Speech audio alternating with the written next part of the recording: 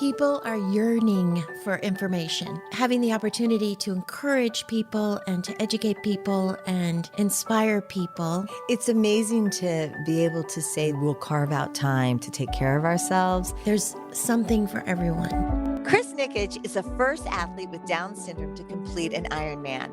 On November 7, 2020, in Panama City Beach, Florida, Chris, along with his friend and coach, Dan Grieb, completed a full distance triathlon.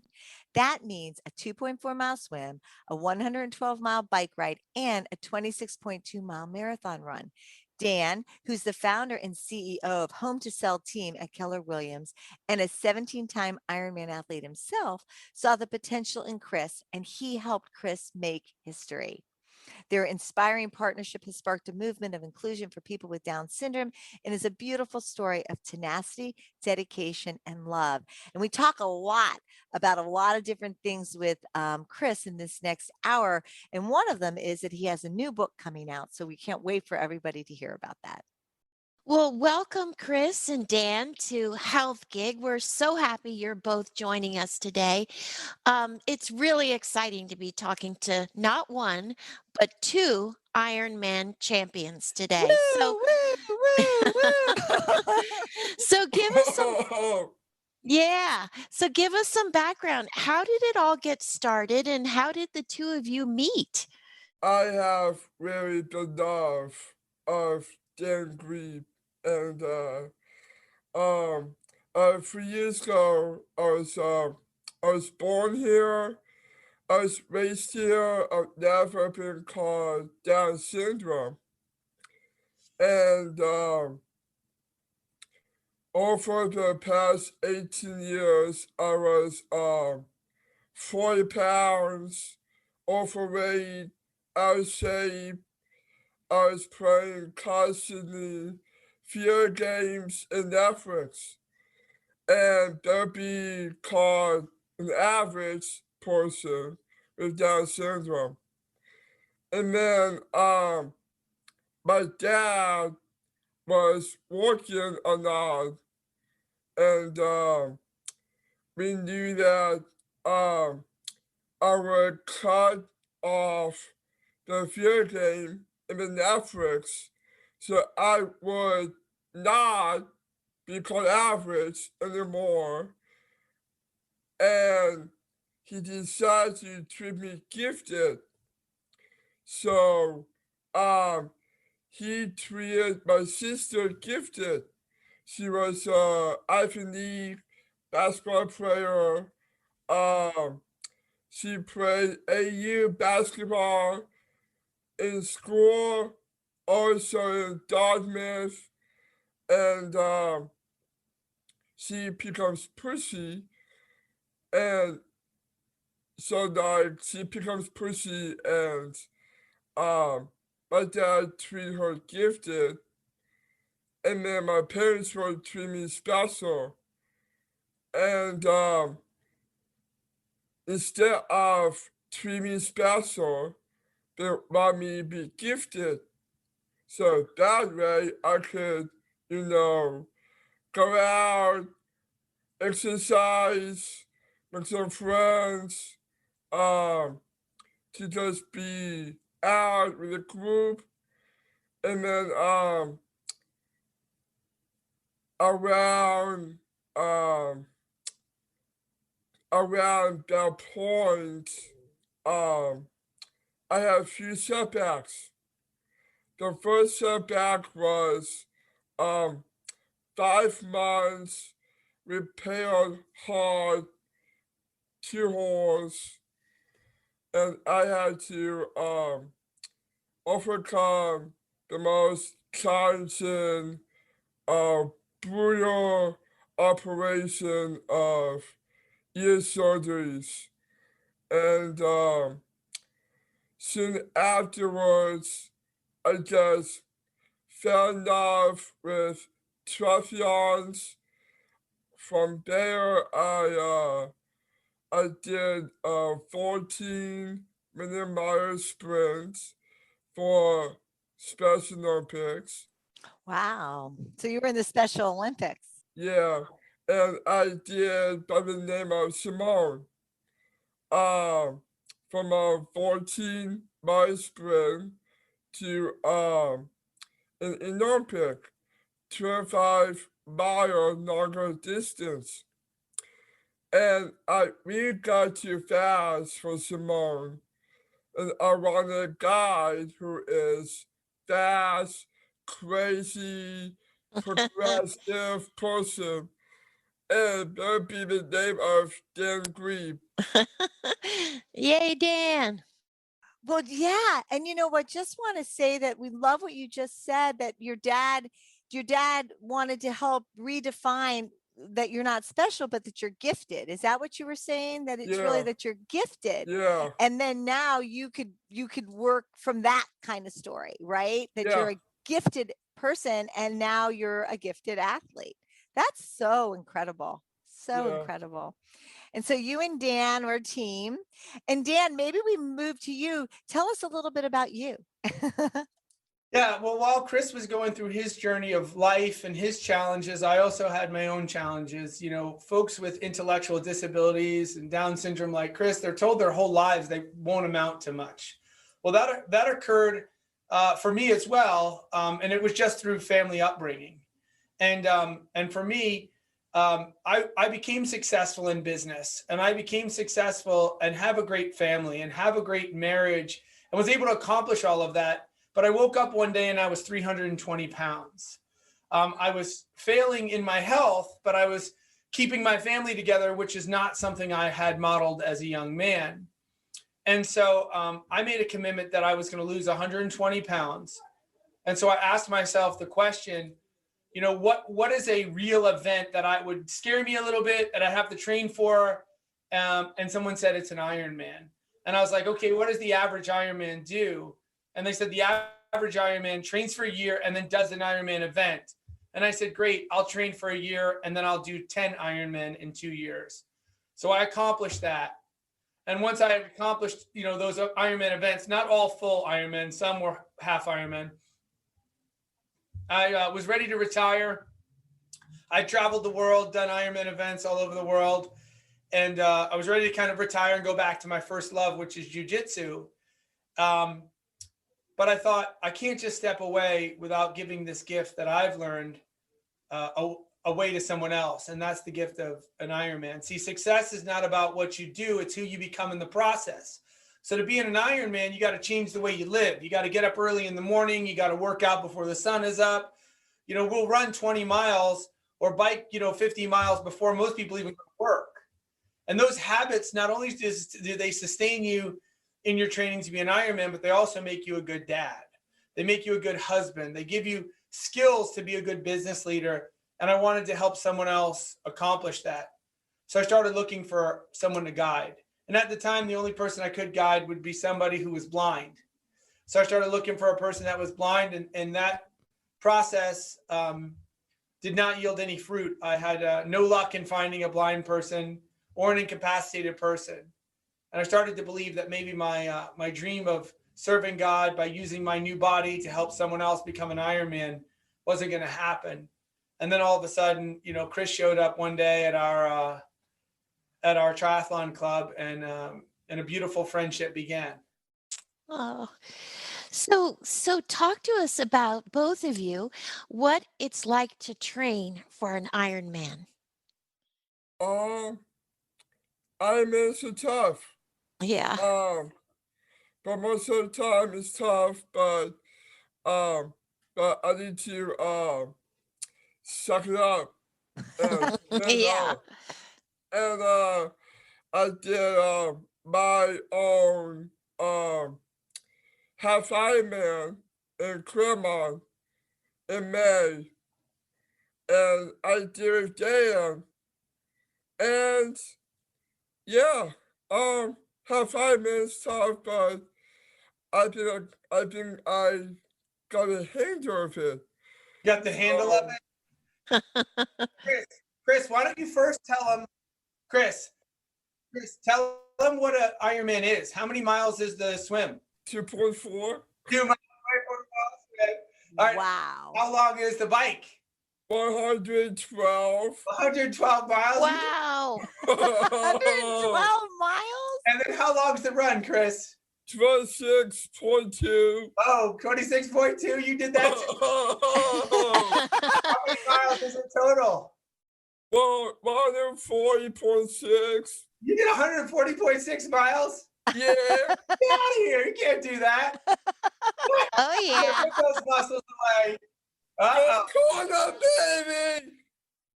Which one's the hardest one, or which part did you like the best? I guess what's the easiest, what's hard? Yeah, what's your favorite part? First, tell Yeah, us what's that. your favorite part? The back is hard. Bike is hard. Because of the no muscle tone, poor balance, Yeah. Poor balance. and I learned how to ride a bike for 6 years now. So you've been riding the bike for 6 years. Yeah. Yeah. And like you were saying, balance is Yeah, a big part. balance. Yeah, of being on the bike. I Yeah. had someone to actually help me get on, and then someone had to push me off. So the balance in the bike, so you have to have somebody sort of help you start and then you go.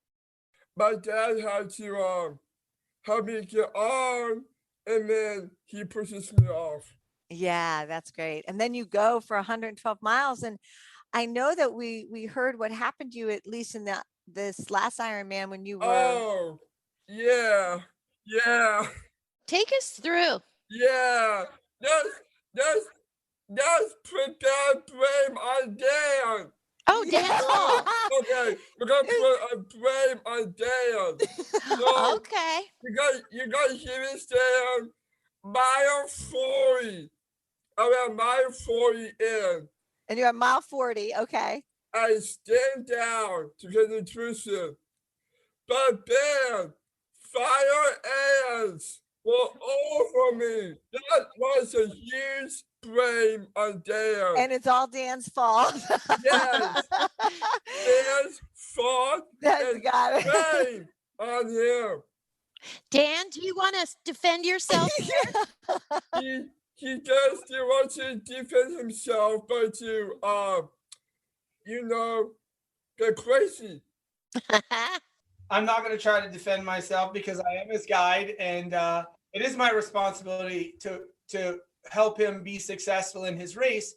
And life imitates sports, and sports imitates life. So we learned a lesson that day, and that sometimes life you can't always plan for things, because sometimes things happen that you could have the best of plans and yet things still happen. We planned for everything. We planned for, should Chris have an issue, what he's allergic to in terms of what food he can eat, if he was to get injured, what hospital I would take him to, how I would coordinate with his dad, sunblock, nutrition, how much water he should drink every mile of the race, how I would manage him through stress, allowing him to use the bathroom, every detail you can think of, his blood type, all of those items are in my head. But one thing that has never occurred in an Ironman that I've been part of is no one's ever been attacked by fire ants. Oh my God. So we learned another lesson there. And what I would like your audience to hear is that Chris has a dream. And before we talk about obstacles, it's important that you understand that he has a dream. Now, you notice I didn't use an S. He has a dream. And that dream has parts. So, Chris, what is your dream to live what kind of life? Independent. You want to live an independent life, huh, buddy? And so for you to live an independent life, what are the things that you want to have? I want to have my own luxury house. You have your own luxury house. Stop it. Okay, Dan. Okay, what else? I want to have my own car. You want to have your own car too? Car. Okay, Dan. Okay.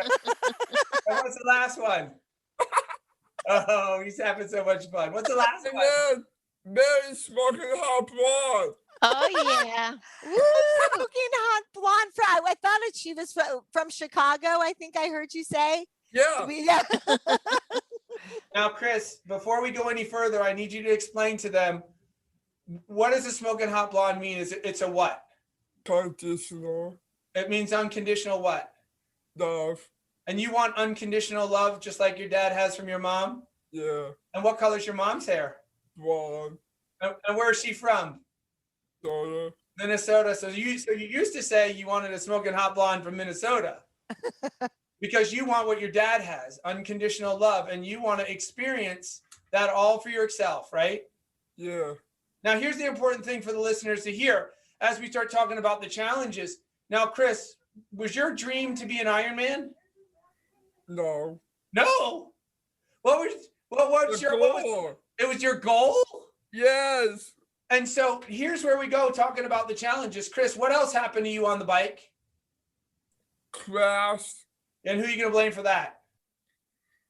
Blame on Dan. Blame Dan.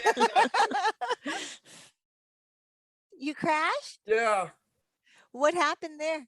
What mile was that? He crashed his bike going 22 miles an hour. Wow. Tell him about that, Chris. By 50, I was running really fast. 21 miles per hour. And Wow. this bump on the concrete. Wow. Face flat, running concrete with a bright knee. Oh my God. And then, okay, here's the crazy part. Here's the crazy part. Darren's like, slow down, man. Could you hear him? Slow down, man. Slow down, man. Slow down. So basically, I had no hearing aids on, and he's like, slow down, man. Keep riding. Slow down, man. Keep riding. Slow down, man. And then finally, here comes the crazy part. He's like, slow down, man. And then he's like, use the back brake. And then I used the back brake. Face, flat, concrete, briny. And I jumped off. And I'm like, Dad, I crashed my bike. Dad, I crashed my bike. And then he came up running towards me. And he's like, Christopher, what are you doing? You're sucking me right now. And I'm like, Dad, I'm an Ironman. I'm an Ironman. I'm an Ironman. You're an Ironman. That's right. Did you get hurt? No. No. Did the bike crash or pieces or anything? Bike crash. So what happened there, Chris, is that he was going down a decline, and the fire ants were at mile 20. The crash was at mile 50. So 30-mile difference, about a 2-hour difference in time as well, 2.5 hours between the two incidents. When he crashed his bicycle, he was going downhill. He was going too fast. I had just launched him off, so I had to catch up to him because I had just got him off his bike. And he started going too fast, and the road had bumps in it. And I knew that he would get out of control. It was a little too fast. So I rode up to him and told him to slow down, and he couldn't hear me because he had his hearing aids out. So I had to yell out again, and he couldn't hear me. So now I yelled out louder. He could hear me, and he responded by, grabbing his back brake, which is what he's supposed to do, but he grabbed it a little too hard, and at the same time, he hit a bump. When he hit a bump, it probably got him a little bit scared, so he grabbed harder. It put him into his skid. He skidded towards me. I was able to get away from him so he didn't crash into both of us. And then, I had to lay my bike down, but I could hear him crashing behind me. I could hear his bike hit the ground, his body hit the ground. I could hear them both, his body and his bike sliding behind me. And all I could think about is like, God, this cannot be the way this story ends. Like, this cannot be the end of our race. However, a crash at that pace unequivocally could be the end of a race. But because God's hand was with Chris from his birth, and specifically ordained him to be the one that break this barrier for people like him, he kept him safe, and he ended up leaving what could have been a broken collarbone, a head injury, with only a skinned knee and road rash. Wow. So to kind of circle back, we get out onto the run here, and then Chris hits the wall, and there's some story and some magic to talk about there. And I'd like to direct Chris to maybe tell you about what happened when he hit the wall. Chris, tell them about when you hit the wall. What happened? For the marathon, I was running, and on mile 10, I had pain. What kind of pain? Like It cramping? was blisters, the crash, the legs, and cramps. And my dad came out, and then and here's the crazy part about this part. My dad came out, and he said, he pulled me aside, and he said, "Come here, baby, give me a hug." And then we had this human connection, and then we hugged, and basically he said, "Son, this is a battle going on between a pain and a dream. Which one do you want to commit to?" And I'm like, first of all, the dream. And then he's like, wow, did you just in a dream? And I'm like, yeah. And then he's like, okay. Chris, stop there for a second. Hey, buddy, stop there. So here's what I'd like you guys to hear. Thank you for giving me a great lead in.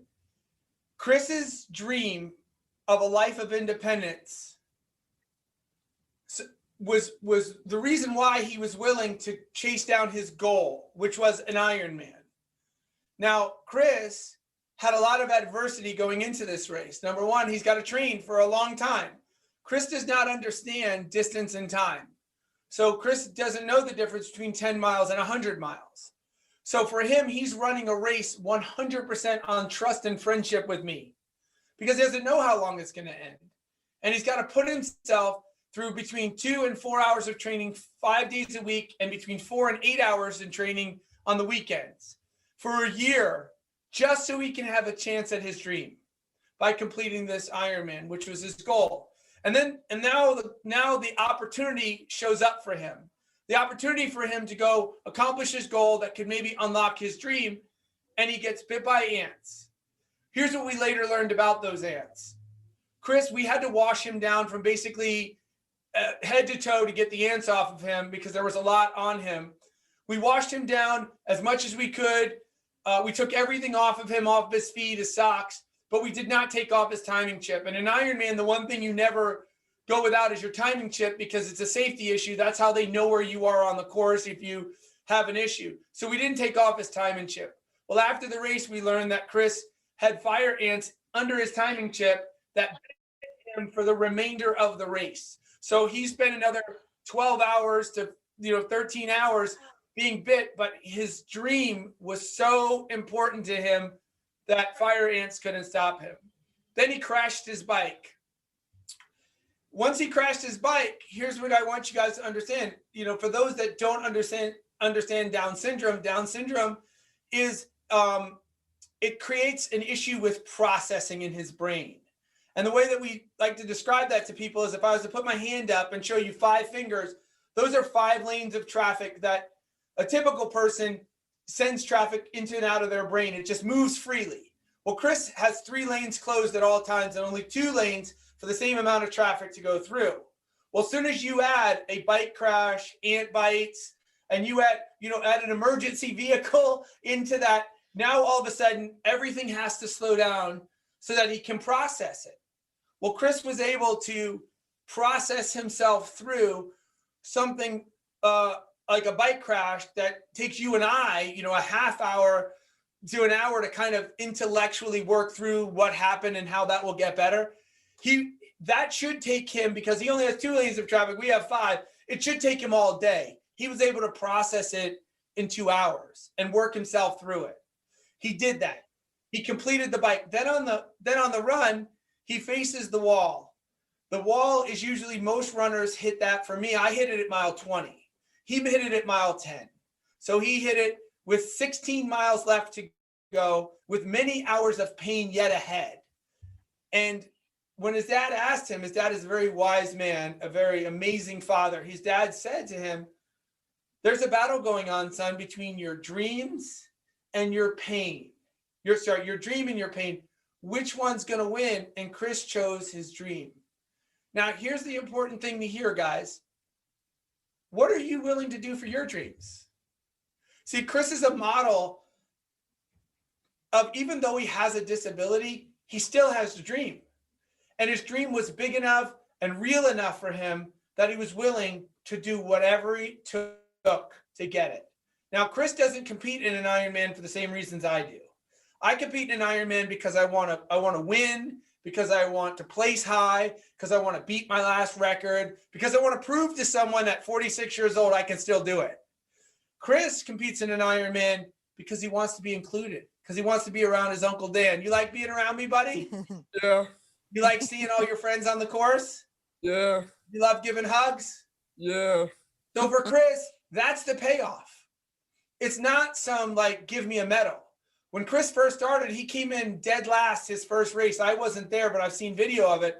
Do you know the smile on his face was just as big when he came in dead last as it was when he completed a full Ironman? And it's because his brain and the way he lives his life is different than the rest of us.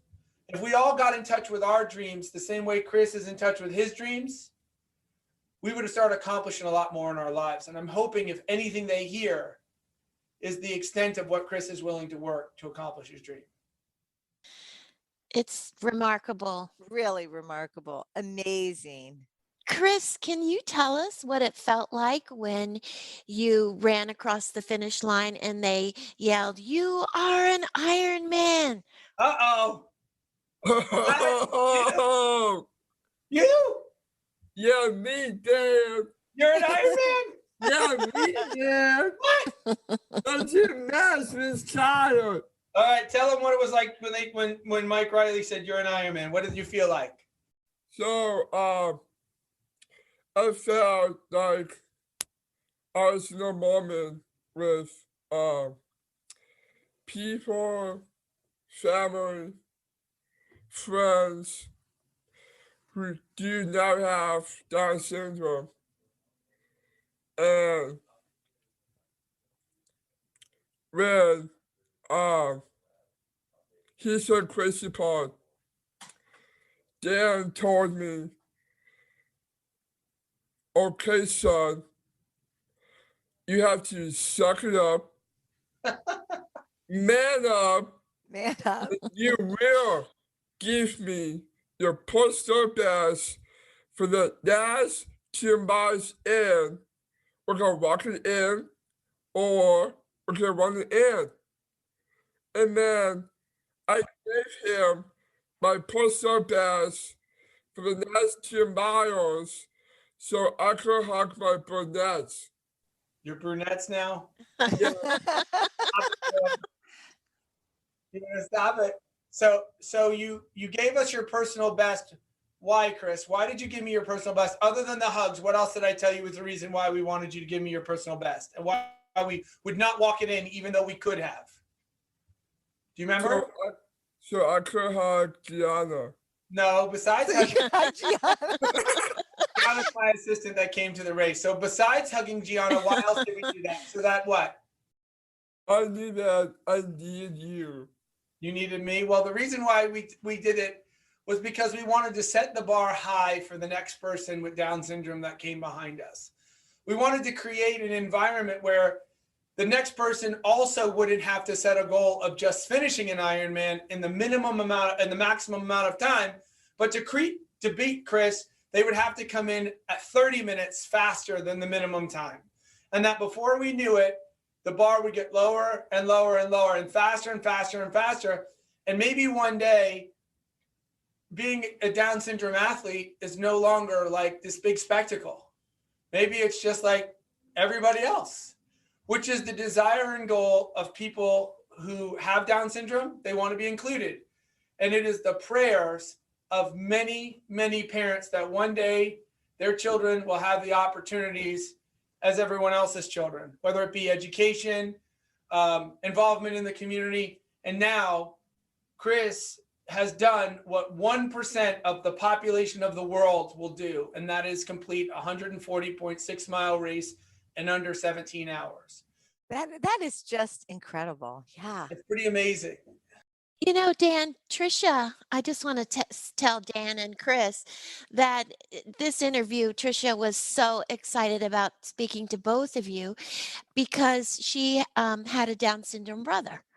And so the Riley family, Trisha's family, grew up with his name was TJ at the center of their family and understand the inclusion piece that you're talking about and all of that. So, Trisha, Yes, yes. So it was so exciting for us to meet you and to see you guys' commitment and the love that you've got. I mean, just watching you, Chris, and that way that you just kept going, and then the way you would get energized is with hugs. I mean, it was so familiar to us as we were growing up. So it just was amazing to watch all that you're accomplishing, and to see your sister in particular. I could connect with your sister. Well, you know, Trisha, 14 months ago, I didn't even know anyone with Down syndrome. No kidding. Wow. I've never met someone with Down syndrome. I never knew someone that had a brother with Down syndrome that even referred to them. And it's my belief system that it's for one of two reasons. Number one, because I'm a loud big guy, and maybe when I kind of walk through a room, some parents are like, nope, not today. Like, that could happen. And the other reason that I really hope your listeners can get this if they know someone with Down syndrome is because I am successful and I look very busy. And so, like with the Nikics, at one point they said, well, we don't want to bother you with Chris. We don't want to give you too much, right? Because Chris is a lot, right? He's going to call you every night. Chris and I speak literally 7 days a week. At night before he goes to bed, we talk every night. He talks to my wife, he talks to me, he talks to his friends, but I pick up his phone. I spend time with him outside of training. He's a member of my family. I'm a member of his family. Here's what I'd like your audience to hear. Don't assume that your person with special needs isn't exactly what a typical person like myself needs in my life.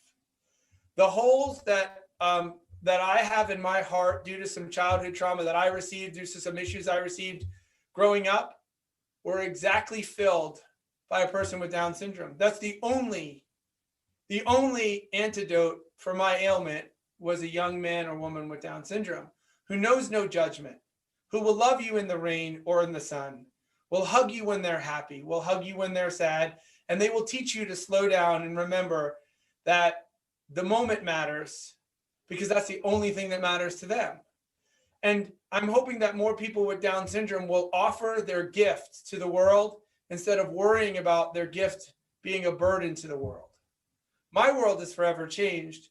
And the only thing I would change about this whole deal is I wish I would have met Chris when I was 17. Because my life would be different. I would have viewed life different. I would have felt love, unconditional love, at 17 instead of 45. But again, God's plan was different and needed it to happen just the way it did. Mm-hmm. No, that's so beautiful, Dan. And like you said, how much richer so many people's lives are when we are all inclusive and we all see each other as individuals. And Chris, you are such an inspiration. Tell us about your 1%, the 1% challenge. And Dan, tell us about that and how it started and what that means to you guys. And just so you know, we started after we started reading about you. So we're due on our day 10 of 1%. yeah, challenge. we're doing our 1%. So Chris, when you started 1%, how many push-ups did you do? 1, And how many sit-ups did you do? 1, And how many squats did you do? 1, And how many push-ups did you do this week? 200, Well, how many did you do before we went to Ironman, Florida? 200? yeah, 200, And how many sit-ups did you do? 200, And how many squats did you do? 200, And how many push-ups did you do last week with Marquise? 300, 300 and what? 12, 312? And how many squats did you do? 312, And how many sit-ups did you do? 312, And before we go about Ironman Hawaii, how many push-ups you gonna do? 400, Wait, you're gonna go to you're doing another Ironman? Oh yeah, we're doing tons of Ironman. That's So, Chris, so how awesome. many push-ups are you gonna do before we go to Ironman Hawaii? 500. 500 is correct. And how many sit-ups are you gonna do? 500. And how many squats are you gonna do? 500. I mean, how did you do that? And what is your commitment in 1%? Work hard. Work hard. What else? Eat more Chipotle. Eat more Chipotle. What else? Smile. Do everything with what? Smile. Everything with a smile, because nobody likes a grouchy athlete. And what's the last one? No excuses. Why not? Because we don't tolerate no excuses, We don't man. tolerate excuses, right? And so if we're doing 1%, Chris, it's about getting a little bit better when? Yeah. Getting a little bit better every day, right? Yeah. Do we want it? Does it have to be painful? Yeah. No. Yeah. Stop it. It hurts. Thank you, Chris. It hurts. But then you get stronger. That's right. Okay, here's the crazy part. Dan and I were doing 200 push-ups, 200 sit-ups, and 200 squats. And while we were doing that, his face was so stern. His What? face was so red. What? Body was so achy. And then Dad died. He went home to his wife. And then it was like, wifey, Wifey. Chris did something to me. And then Mindy's like, what did he do now? I called her, and then, so basically I called Mindy that night. And then Mindy's like, what have you done to my husband? And I'm like, you know what I have done? I'm beating him in 1%. You're beating him in 1%. Why? Oh, Chris, that's incredible. Amazing. Hey, so Chris, what's your favorite meal? Waffle House, Waffle House. And then Chipotle, Chipotle. Yeah. and P.F. Chang's. Oh, P.F. Chang's too. So do you eat much sugar? I Ice, bet Dan doesn't want you to eat sugar. Yeah. ice cream, Oh, ice cream. Okay. Yeah. wine, chocolate cake. Yum. Mm. Excellent.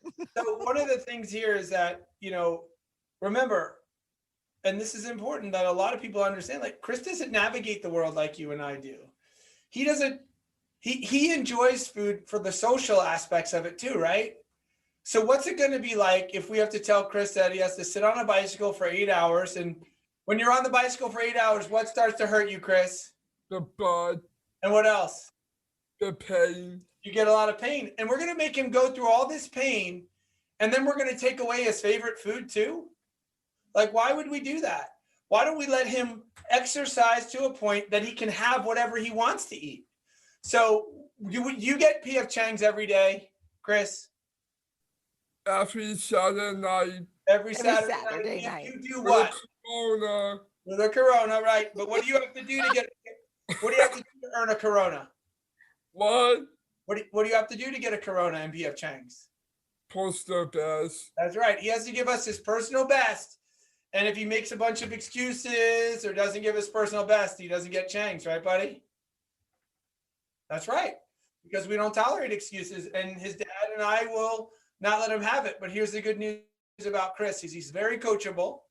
And he allows, when he's not feeling that great, he'll push through the pain anyway because he wants his dreams and he wants to accomplish his goals. And that goal on Saturday is for his parents to leave him alone at home so he can eat P.F. Chang's, right, buddy?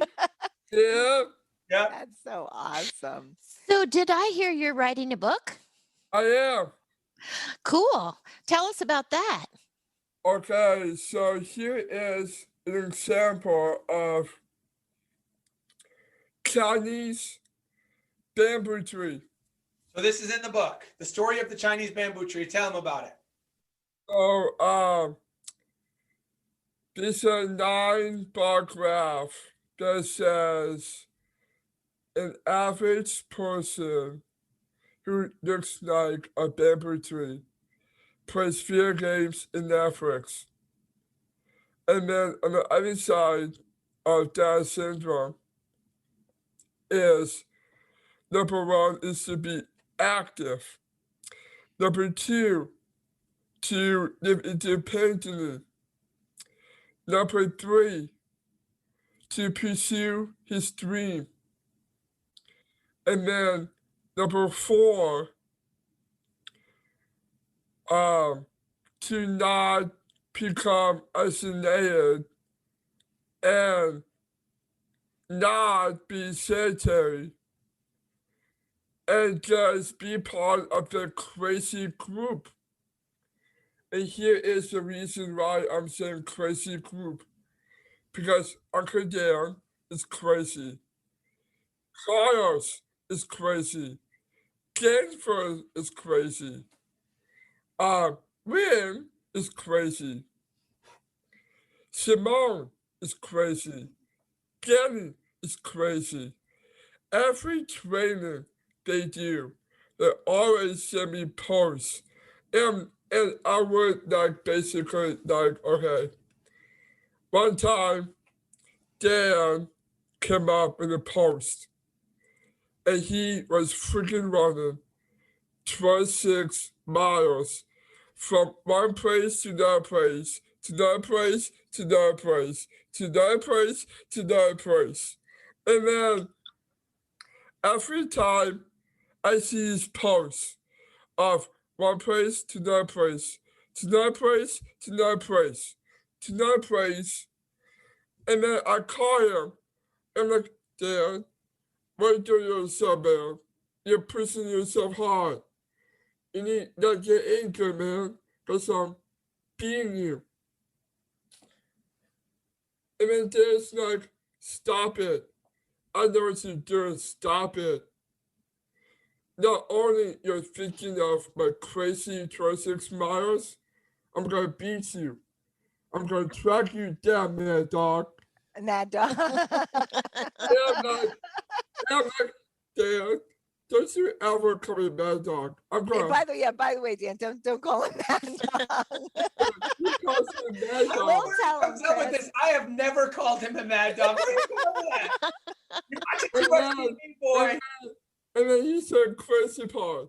That's I'm like, Dan, if you keep on, I'm like, Dan, why did you call me mad dog?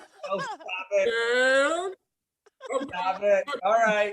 down and I'm going to beat you 26 miles. When do you think your book's gonna come out? October 5th. October 5th. Wow. And And so then we would love for you to- October 6th is my birthday. I was just gonna ask, when's your birthday? Doggone, I was just gonna ask. Yeah, October 6th. Wow, we have a Yeah. party. yeah, party. They create a nightclub. Oh, at the nightclub. Wow, like a big party. Nightclub, Coronas. Coronas for everybody. Martinis. Martinis. Fucking hot bras. And All I'm right, smoking all right. applause. In front of the 9 saying, I could basically say, what's up, lady? I got you. So if we could ask your audience to pre-order the book.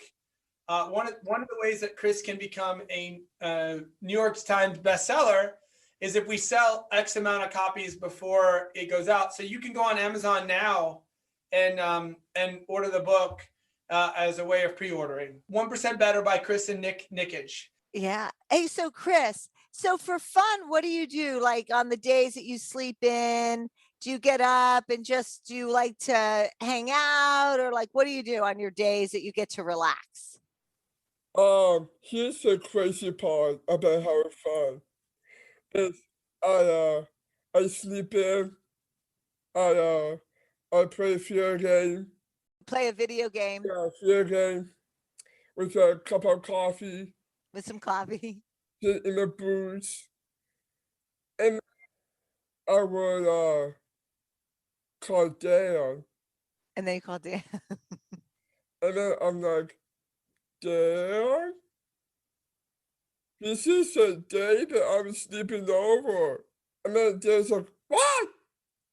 And then I'm like, your wifey, Mindy, said that I'm sleeping over.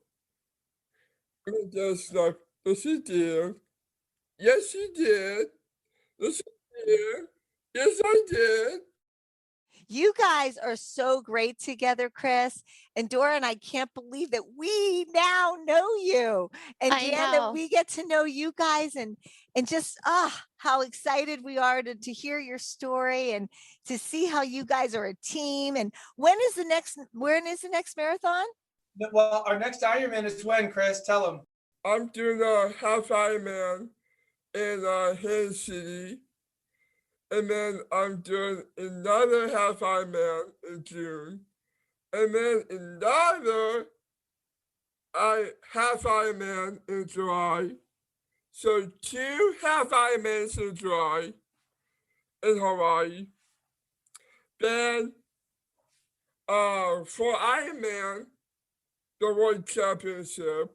The World Championship. And then I'll be doing the New York City Marathon. Wow. The New York City Marathon. Going to the USA Games. And then I'll be going to World Games in Germany. And Wow. Germany? If I become the New York best time author, then I could be in New York during my marathon. And then after my marathon in New York, I would write in a local New York Times In the New York Times. best-selling newspaper. Right. Oh my gosh, you have such a full calendar coming up. Thank you both so much for joining us today. And we want everyone to read 1% Better, Reaching My Full Potential, and How You Can Too. I've just pre-ordered it myself. Dora already Wow. did. Yeah. Oh my God. Thank you, guys. It was our pleasure. Have a great day and God bless you. It was our honor to be here on behalf of the Nikic family and Chris Nikic. We know Chris has a lot of work left to do. And our goal is to continue to raise the bar for people with intellectual disabilities like Chris and to inspire people that have intellectual disabilities and those that don't to get 1% better every day. So thank you so much and have a great day, guys. Thank you. Thank you for joining us on Health Gig. We loved having you with us. We hope you'll tune in again next week. In the meantime, be sure to like and subscribe to this podcast and follow us on healthgigpod.com. I'm Trisha. And I'm Doro. Be well. To learn more on how to live a co-mindfulness life, visit comindfulnessproject.com.